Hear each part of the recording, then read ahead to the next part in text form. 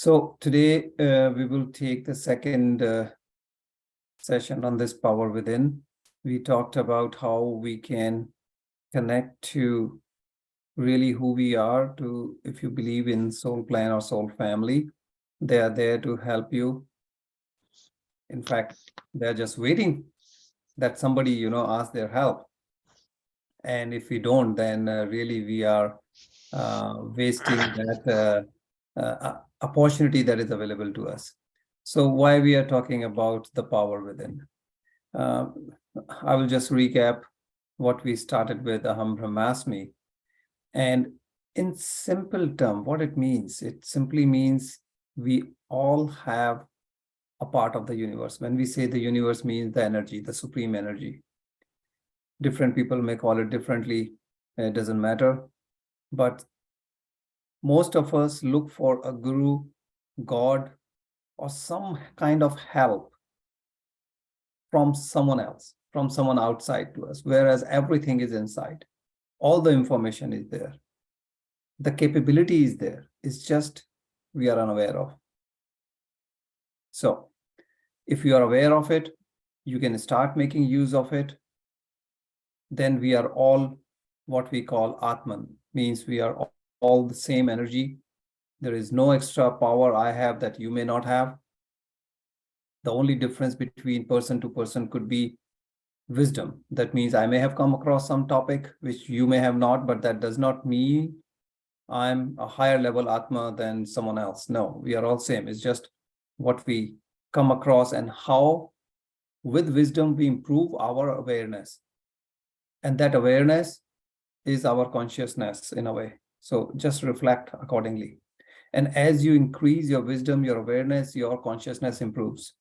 And that is the journey of the soul, moving higher and higher.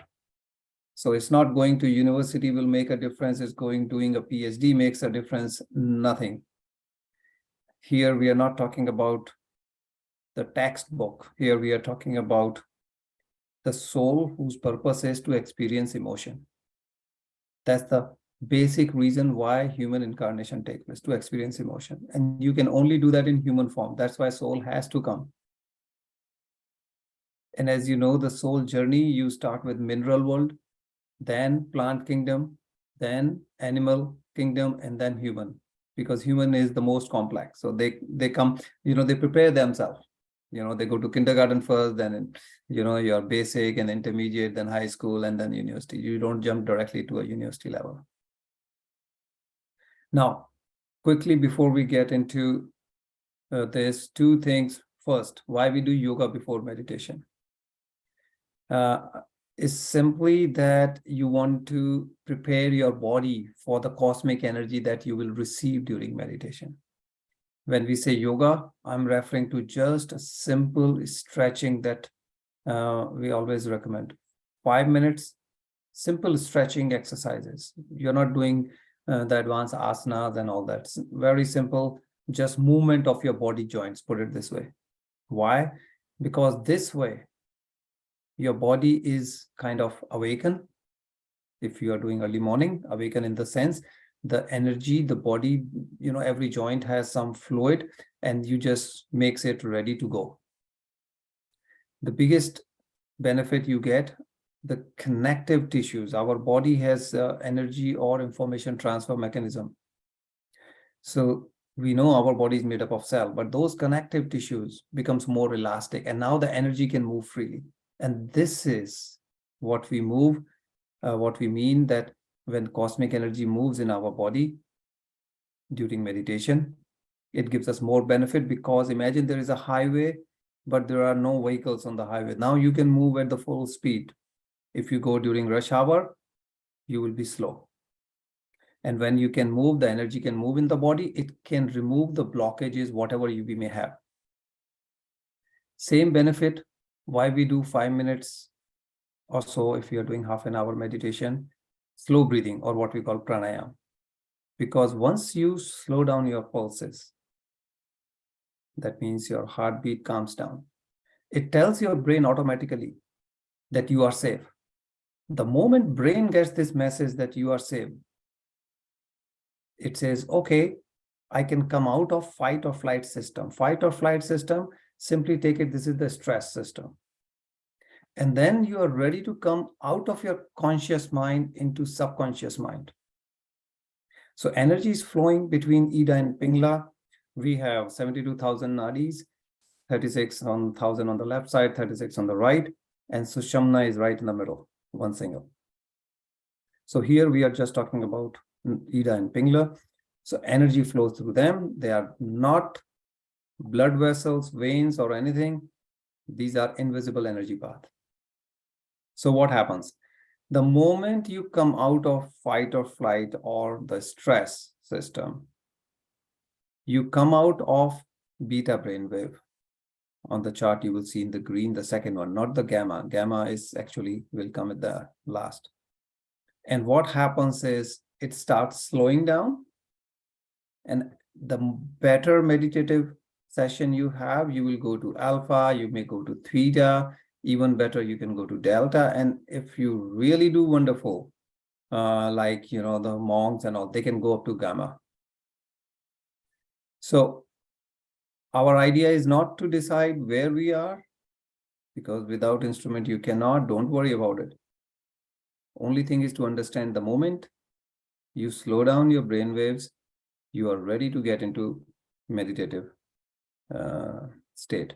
So when your pulse, which is the heart rate, when it slows down, that is the mechanism that our brain understands. You cannot be under stress and tell your brain, I'm good, I'm good. Brain will not be fooled by your words. Brain will only understand when the body tells, yes, I agree, I'm at rest. Now, before even we talk about why it is important to slow down the brain waves, what it does to us, why it is connected to the power within. One thing, whenever I talk about chakra, I do like to reiterate that I'm not mentioning or talking or promoting Kundalini, whether Kundalini chakra, Kundalini meditation, or anything of that nature. That is absolutely a slightly different topic. Don't get confused chakra with Kundalini. And one of the reason is if at all you are doing anything related to Kundalini, you must do under a strict guideline or guidance of a master who knows what it is, and if something goes wrong, who can help you. Because Kundalini means extremely high energies, which you may not be able to handle. So we are all talking about energy here, but there is always certain do and don't. So normal meditation, normal this, absolutely no issue. Only when you are talking about Kundalini, then yes, that is a different story. So let's talk about energy center basics, which is, again, why we are talking about the fact that the power within is coming from the energy centers. So what are energy centers and why it is important? So our body is just bundle of energy. You may feel that, oh my God, I can feel it, the bone, the muscles and all, it's all solid. But the fact is 99.99%, every cell has empty space. Every atom has empty space in it. When you go to the universe outside, of Earth, different planets are there and they're huge, beyond imagination. However, between the two planets, again, you can say 99% plus space is empty. Now, empty does not mean pure vacuum. Empty means it's all filled with energy. And this is the universal energy which impact all of us. Now, when we are under stress, what happens? The brain, which biologically, scientifically, you can have 19 sectors. You can divide them into different parts. Okay. So they start working in their own direction. That means the coherence goes out of sync. That means they're no more working together.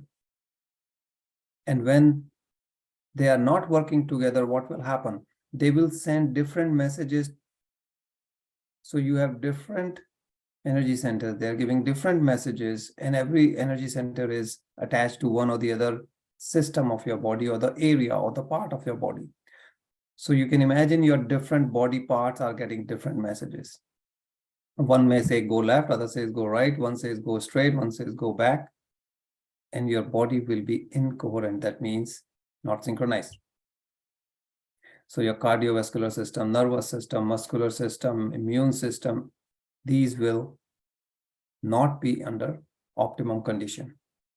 So very simply, when everything is in the same direction in terms of messages, functioning, we say coherence, they are all marching like a band, and that is a reflection of your health.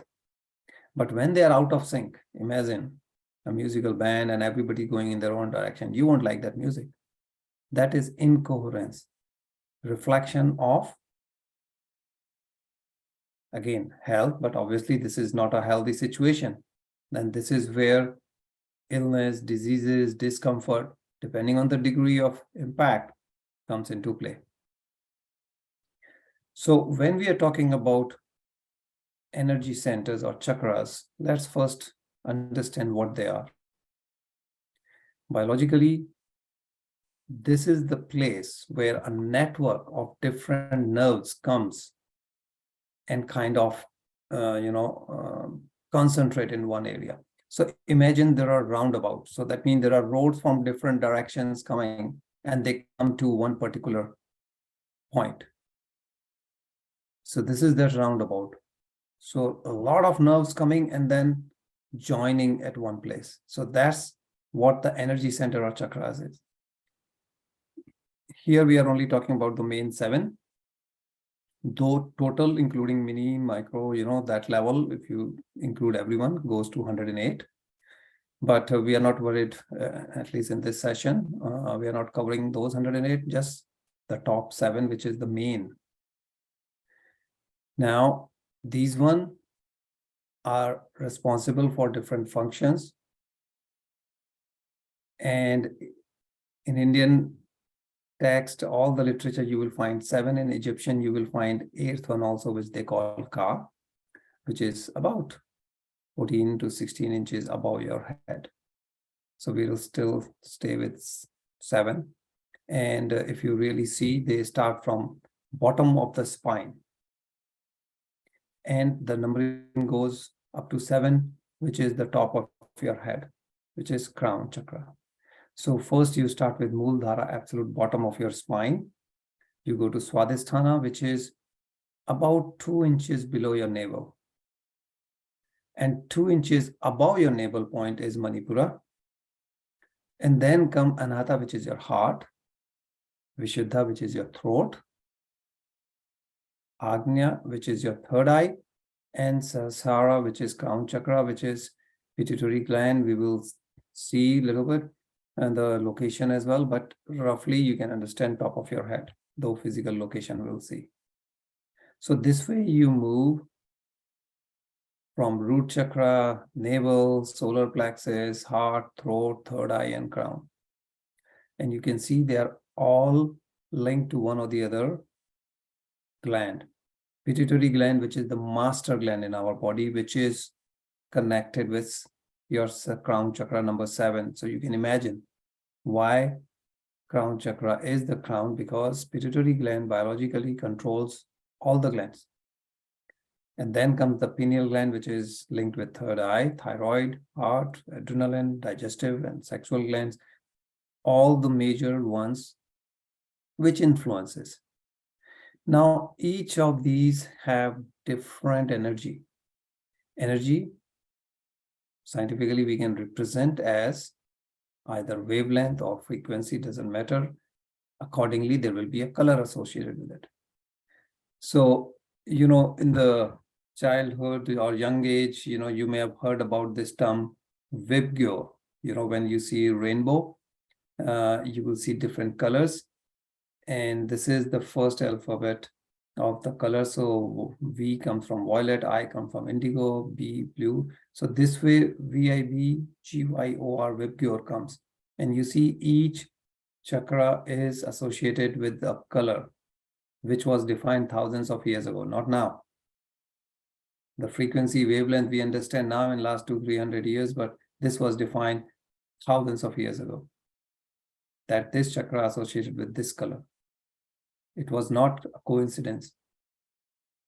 So the energy increases as you go up. That means the lowest chakra has the lowest energy, number one. As you go to the crown, it has the highest energy, which is represented in the last column. So you see, it is not a coincidence that our Guru, Rishi, Munis and all, they were aware of all the facts. Now, why they are important and why we are so much talking about the power within? Because most of us, most of our life, we spend with our energy stuck in the first three chakras. Now, it is important. Stress, what we call flight or fight system, it was extremely critical, you know, especially millions of years ago, when survival was the main thing. However, now it's different. So now what we have, situation is different, so we need to understand and work accordingly. So emotions which are linked with the different chakras, especially the first three, are the low-level energy chakras, the emotions. So you have elevated emotions, you have low level. And that is the reason why we get stuck. Because you see, as a part of our human life, when emotions like guilt, shame, you know, victimization mode, you feel I'm unworthy, the ego, and, you know, jealousy, all those things, different trauma or any kind of molestation or addiction, or, you know, these negative feelings are so common and we all get stuck into. And this is the reason, unless you make an effort, sometimes it is not easy to come out of it. Now, two things very important. One is the pineal gland, third eye. The location you will see as a red dot. So behind our head, right in the middle, you will see this red dot, which is size of a rice grain. That is your third eye.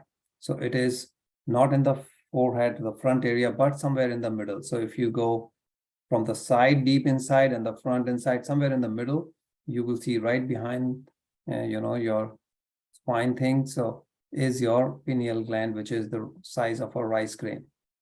Pituitary gland, roughly 2 inches, little, you know, they have a vertical gap as well, and a couple of inches in the forward, backward also. So, you know, pineal is behind, pituitary is at the front, but it is the size of just a very small, like a pea, you know. So you can imagine such a small size, however, it controls the whole body. Because it is right at the base of hypothalamus, which is the biggest part of the brain. That's why we say top of the head, but physical location is eyebrow, right, when you go in. But because it is right on the bottom, so we just say it is on the top. So that's the physical location.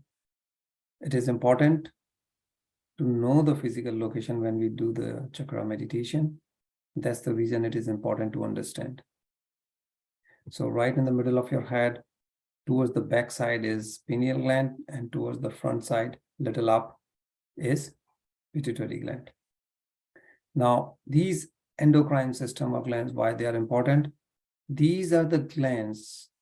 They produce these different hormones and release it in the blood system. And then it goes throughout your body and tells your different organs, different cells what to do, because they are part of autonomous nervous system. You don't tell your body, maintain the pH so much, temperature so much and all. No, body does on its own. So how the cell or the systems are getting messages, what to do when, this is the background. And if your endocrine system, these glands are functioning properly, body will be healthy. There will be coherence. But when they go out of sync, then we are in trouble, because then the body gets different messages. So when the energy gets stuck in any one particular chakra, then that may have a lot of energy and others will be deprived of energy. So this is what we call balance or imbalance of chakra. If you may have heard this term about balancing, imbalancing, because someone may have, a self-esteem, maybe very low, maybe very high, creativity, feeling of accomplishment, or it could be, angry or helpless. The different emotions. The question is it balanced or not? Because emotion means energy. They get stuck based on the emotion, based on particular topic. What is it about? Is it because somebody, said something to you or did something to you, you feel cheated, you feel traumatized, you feel victimized? Is it guilt, shame, pain? Different emotion attach themselves to different organs. And this is the reason someone may have issue with your thyroid, someone may have with lung, kidney, brain, heart, because different emotions get attached to different organs, depending on the emotion.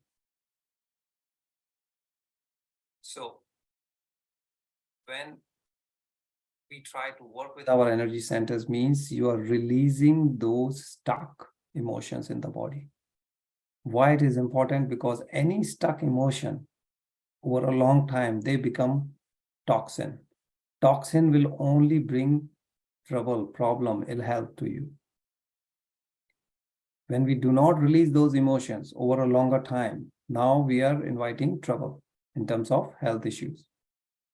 So when you have balance, when you are healthy, you will be most of the time in positive, elevated emotions, feeling joy, gratitude, unconditional love, abundance, and all those feelings. And you can let go your emotions very easily, because in day-to-day basis, you will be experiencing different emotions. Life is not that, okay, once it happened, it's done. No, every day, whether it's colleagues, whether it is traffic, whether it's my family, whether it is my neighbors, doesn't matter. As human, we do interact different situation every day. So these emotions are, matter of every day. It's not just, okay, something happened, I took care of it, done. That's why we need to continue. Just like you take bath every day, you clean your house regularly, not like once in a year and I'm done. So you cannot balance your energy. You cannot balance these energy centers with doubt, fear, guilt, frustration, and all. These are negative level or very low energy emotions. You have to bless with elevated emotions. Suppose you want a new house, but inside you have doubts. Oh, nothing good happens in my life. I will never get a new house. I will always be in this small, whatever that negative emotions you have. If you stay in that, whatever you are thinking, your body is radiating that energy to the universe, and universe only gives you what you are radiating. Because universe take that as your wish, as your command. And if every day you are negative, that, oh, my health will not improve, oh, or my relationship will not improve, oh, my, I will never get a car, house, whatever you want, or you want to switch careers, or you want to learn music, or endless, whatever you want. The energy you radiate is the message you are telling universe, this is what I want. So when you are always doubtful, fearful, all these negative low level, jealousy and whatnot, you get more and more of that in your life, because universe doesn't know. It's very simple. Whatever you ask, I give you that. And that is why it is so simple, and this works so beautifully. When you have any change in the energy, it will influence, depending on the energy center, those organs or area around that center, whichever it influences. And you will feel change in your health, or in your relationship, or in your emotions, feelings, whatever that may be. And really, you can reverse any condition It's so common nowadays to people be in depression, especially youth, student age, universities and whatnot. Very young age, people develop a lot of things. So much like allergic, asthma, very, very simple thing, arthritis, your blood pressure issue and whatnot. You can reverse all those because these fundamentally come from your thoughts. How do we do? What do we do in this? Now we know the physical location. We do one at a time. Take one at a time. Every energy center has its own frequency, like we saw, different energy levels.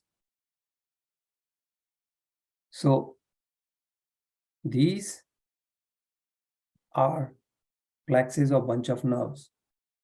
When we focus at a particular location, in kind of you are talking to that energy center that, okay, I know this is my Muladhara or the root chakra, number one. Okay, this is the energy. I want energy to move. You're kind of focusing there and talking to the chakra. Means wherever your focus is, that's where most of your energy goes to. So as we talk or focus on one chakra at a time, we are moving our energy from one chakra to the other. That means from bottom to the top. We help to release, to move this energy which is stuck in the first three and get to our top four. Why? Top four, that's the creation zone. Bottom three, that's consumption zone. You stay in consumption forever. There's no new thing, creativity or fun in your life. Because they're all ultimately connected to autonomous nervous system. So you see the impact directly. Once you reach the seventh energy center, you will see you have a lot of patience, you are a balanced person, you can enjoy any kind of situation, and you will be happy. What we call the blissfulness. And certainly more than that, as you go towards the eighth, you are just improving your situation, your condition. Different research, different things point that these molecules, these cells, or like we said, the connectivity, the way the instructions travels from a brain neurons, which is the brain cell, all the way down to single cell. Because remember, blood vessels do not go to every cell. They are not that small. So hormones which are flowing in the blood cannot go to each cell, but each cell knows when to do what. And that's where this electromagnetic transfer, which takes place through our connective tissue, is so critical. And we kind of improve that system. So from mechanical, we move to the electronic or electromagnetic information, which is much faster. So from enzymes, which is kind of mechanical, going in the blood, to electromagnetic, which is information or the messages going through your connective tissue. Our body, we have the energy or light, whichever way we take it, and this can be measured. The more you overreact or the more we stay in negativity, the more negativity or this positive energy what we have, we drain it. And when we lose this energy, it's like a battery pack. You're losing your energy, you're inviting trouble. Couple of instruments. This one I have, the BioWell, as I mentioned before also, and I keep checking my own energies, which tells you all three, the allopathic, which means all the different body systems, heart, muscular, nervous system, endocrine, everything. You get the reading, how they are. They give you also the chakra reading. They are left, right, all over the place, or your chakras are balanced. And also it gives you the Chinese meridian based, which we also call nadis, similar thing, and it gives you a reflection where you are. So it's not just the only instrument. There is HeartMath Institute from Australia. They have this instrument which they measure heart rate variability, which is another very good way of checking your level of meditation or the energy. Now, These apps, these instruments, only if you make sense, you are doing okay, but that does not mean you have to have this. It's not like you have to spend all the money, energy, and learning, because there's a lot of training involved, how to interpret the result, that you have to do it. But you can get it done. That's the point. So it's not like it is just theory. To really quickly summarize, start sensing your energy centers as you move from first to second. Just focus there. Imagine, initially you may not feel anything, but slowly, you will have some sensation as you focus in the one by one different energy centers. Whether it will come in first day, first week, first month, it all depends on you, but it will come soon. That's my experience. Recognize what kind of energy you have in this chakra. You don't need the instrument. You can feel it. Some sensation. You cannot describe what kind of sensation. Only when you feel it, you will say, yeah, I'm feeling some sensation here. And when you do chakra meditation, you may do once a week. You may do whatever frequency you want. You don't have to do daily. Or you may do daily. Again, no harm. You can sense your energy changing. Sometimes you may not feel at all. And you may say, what's wrong today? I don't feel anything. You can connect what happened in the recent past. What happened yesterday, last week? Was there anything which can be related? Something you were disturbed, you were not happy, or whatever it is, and all of a sudden you lose this feeling, then you can say, okay, yeah, I was not feeling good, whatever it is. And then you can say, okay, maybe it is related to. You cannot be sure, but at least you have a link. Learn from the event. You know that, okay, whenever I am angry, whenever I'm upset, I'm losing this feeling. So I should not be. Here is the proof. Theory, anybody can say whatever. It's only when you have your experience, you really develop great trust in it. You don't need any instrument. All you is basically doing the meditation, doing this observing. You are observing your own energy centers without any instrument. And that's the simple thing. So when you do that, what are you doing? Self-awareness is improving. Your consciousness is improving. When you get more, we can take a little, like another deep session off chakra, where we can show you that, okay, how to assign a symbol. You can assign a symbol for each chakra appropriately, and imagine that symbol when you are at that center. And that symbol you can pick. So whenever you are going to say first chakra, you are imagining whatever the symbol is, and then symbol works much faster than you are mentally rehearsing. But Master, this is the reason why this chakra meditation does so much benefit. This is related to your health, related to your, it's not necessarily health means some issue to come, then you do. No, you do it when you're healthy. That's why I always encourage youth. Suppose you start when you're 12 to 15 years. You don't need to go and see doctor, hospitals, or anything, because you are balancing your energy. You are, keep the emotions flowing. You're not holding it inside. If you're not holding it inside, there is no stuck of these emotions, means you will stay healthy so easily.